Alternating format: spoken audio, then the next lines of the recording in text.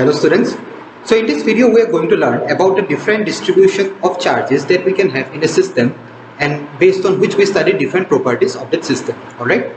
So if we look back, earlier we discussed about electric fields due to some source charges, right? Which was a point charge. Then to test the electric field of the source charge, we use a test charge, say small q, that was also a point charge. So this system was a system of point charges. Similarly, when we discussed about electric dipole, we had a point charge plus q, an equal and opposite charge minus q, which was also a point charge, right? Separated by certain distance. So this was again a distribution of 2 point charges. Similarly, while discussing electric fields or electric force due to multiple charges, we had such a system of 3, 4 or 5 charge particles, right? So there also all the systems were made of discrete, or as we discussed, quantized charge particles. One here, one there, everything was quantized, everything was discrete. And all this kind of charge distributions that we have studied so far in chapter 1, these are what we call point charge distribution. Okay, distribution of point charges. Now you see, every time, say when we are charging an object, say we have taken the example of when we rub our comb on the hair, alright, what happens? The comb gets charged, right? So let's say such a comb, let us take, okay, so imagine this is a comb, and when you rub it on your hair, it is not like you will find 1 or 2 particles randomly distributed here and there. No, it is not like say one charge particle here is at the corner, one is at the middle, one is at the other corner. No, what we actually find is all the charges, and by charge we mean electrons. Remember, any object gets charged by the exchange of electrons, right? If it obtains extra electrons, it becomes negatively charged. If it leaves, or if it say releases some electrons, then it becomes positively charged. Okay? So such here also what we find, suppose this comb is negatively charged, we find that an uncountable number of electrons. You can't say it is discrete, you can't distinguish that one electron is here, the other electron is there. Okay, it will be a continuous distribution of all the electrons throughout the comb. Like suppose if I ask you to point a white colored molecule on this board, it is impossible because the entire board is filled with white colored molecules. That's why it appears white, right? So here we say that the molecules are continuously or uniformly distributed throughout the board, all the white molecules. Similarly, the electrons are also continuously or uniformly distributed throughout the comb or any object that is charged in our day-to-day life. Okay, so in case of macroscopic objects, the quantization doesn't work. Quantization is applicable only in the microscopic scale, when we are discussing about small quantities, small amount of charges. But when we have macroscopic objects like any plastic scale or a comb or any object getting charged, there what happens, we have uncountable number, billions of excess electrons that may charge that object. Alright, so that is why from now on the topics that are left in our chapter 1 are based on this kind of charge distribution, which are called continuous charge distribution. So now let's try to understand what are the different types of continuous charge distribution that we may get, and what are the different parameters or quantities that we need to study such distributions. Okay, so the first type of continuous charge distribution that we are going to study is what we call a linear charge distribution.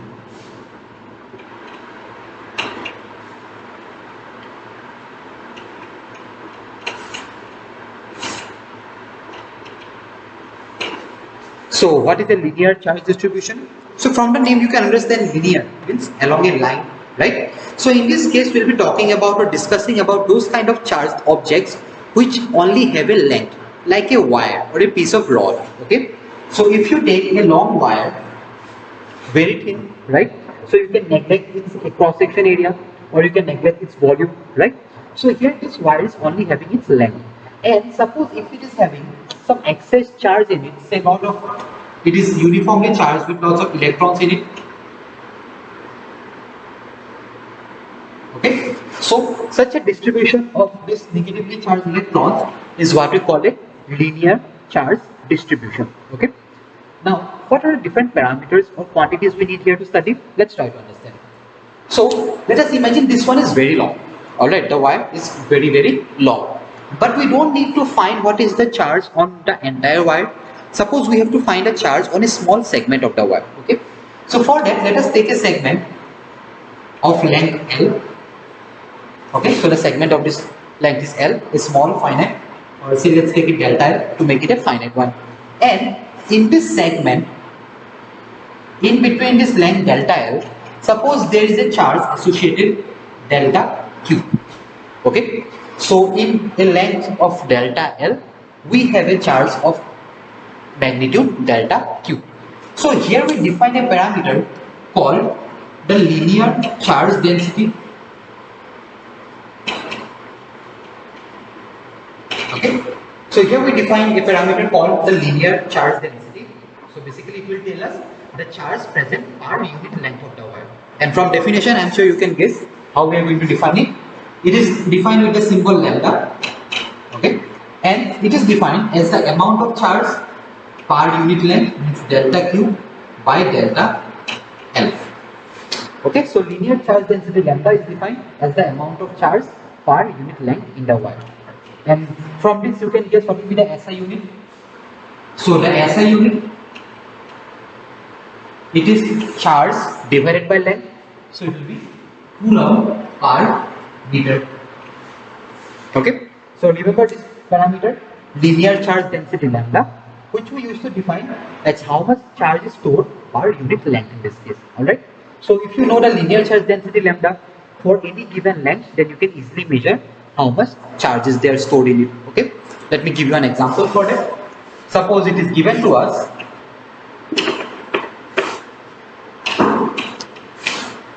say for a wire, its linear charge density lambda is suppose 10 raised to the power minus 6 coulomb per meter. That is given to us in the question that linear charge density lambda is 10 raised to the power minus 6 coulomb per meter. Okay. Then we are supposed asked to find the amount of charge in say 2 meter length of the wire. Okay, so we need to find that suppose if this is the linear charge density, then if we take 2 meter of length, how much charge will be stored here. Okay, so we have got here that lambda is equal to delta Q by delta L, right? So from this formula, the value of delta Q we can add as lambda multiplied by delta L, means it is the linear charge density multiplied by the length for which we have to find the charge density. It is given in the equation, it is 10 raised to the power minus 6, and delta L is given how much? 2 meters multiplied by 2, or we can write in scientific notation as 2 times 10 raised to the power minus 6 coulomb. So that is the amount of charge that we get here. So using the linear charge density, we can easily find for any given length how much charge will be stored in that wire. Okay. So that was the basic idea of this parameter, linear charge density. Second thing that we need to find is suppose the charge body is not linear, it does not only have length, say it also has breadth in it. Means there is a length, there is a breadth, so it will have a surface area, right? So in that case, I think you can guess the name, but we'll call the required parameter as the surface charge density. So when it is just having length, we call it linear charge density. Next is when we have a certain surface, the parameter that we use there is what we call the surface charge distribution, and for that we need to find the surface charge density. Let's see how we can find it.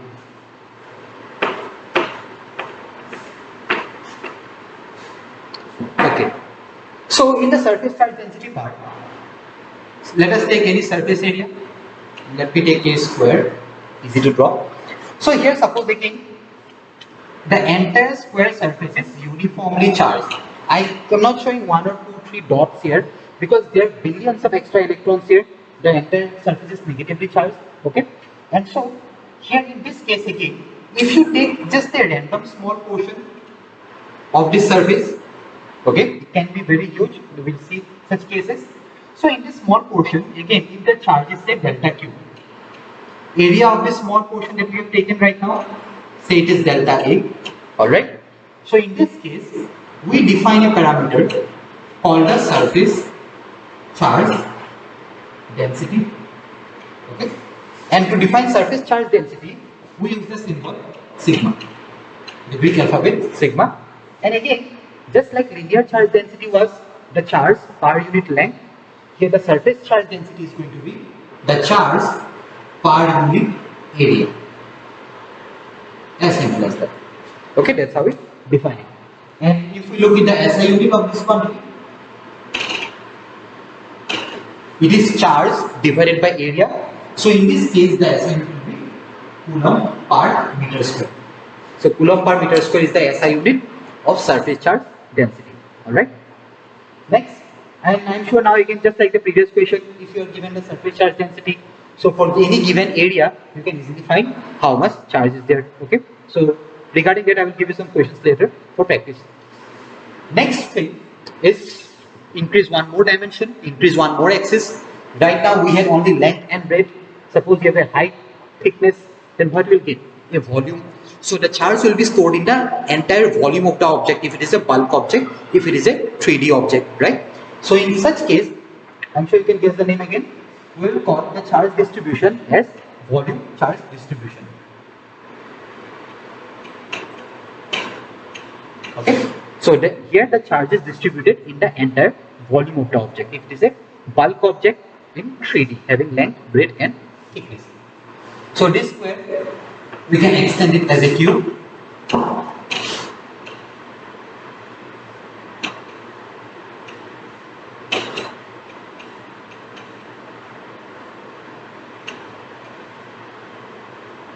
Okay, so it is a cubical object. It is not exactly a cube, it will become a cuboid. You can see the length has gotten a bit increased.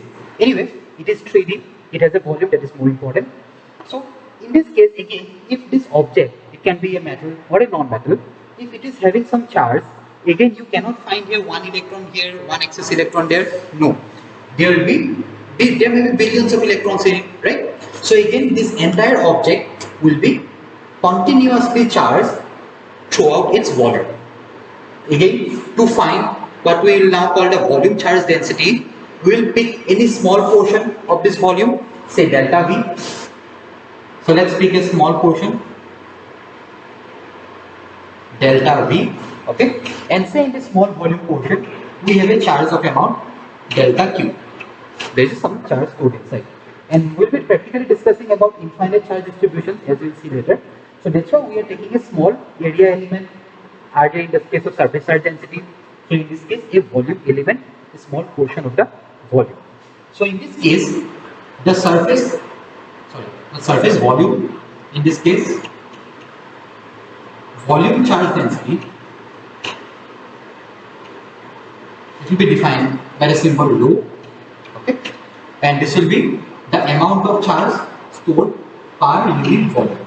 So delta Q by delta V, and if you guess the SI unit, it will be, yes, I'm sure you probably answer in your minds, it is coulomb per meter cube.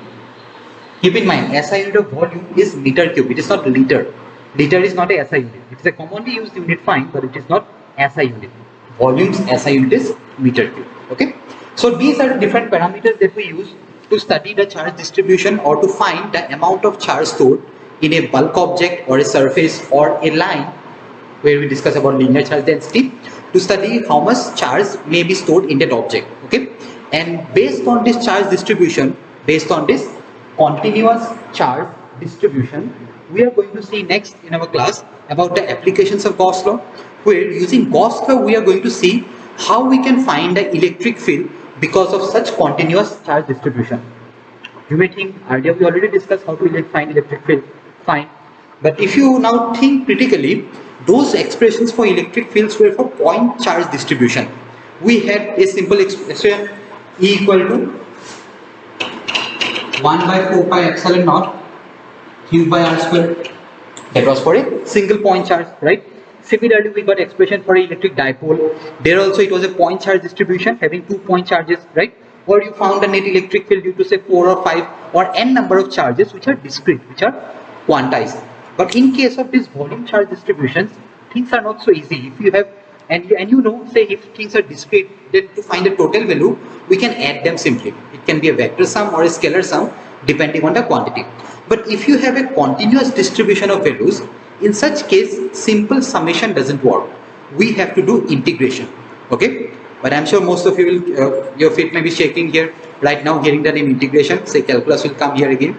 But no need to worry, we won't go into the integration part. As I've told you in the beginning, mathematics of class 12 part is mostly very easy for most of the chapters. So with simple techniques using Gauss law, without taking the head of calculus, we'll just by using Gauss law with just 2 or 3 steps, we can easily find what will be the electric field because of such continuous charge distribution. Okay, so that will be saying in the class. I hope the things that we have discussed here is clear. Go to the video once again if required, and if you have any doubts, let me know. Thank you.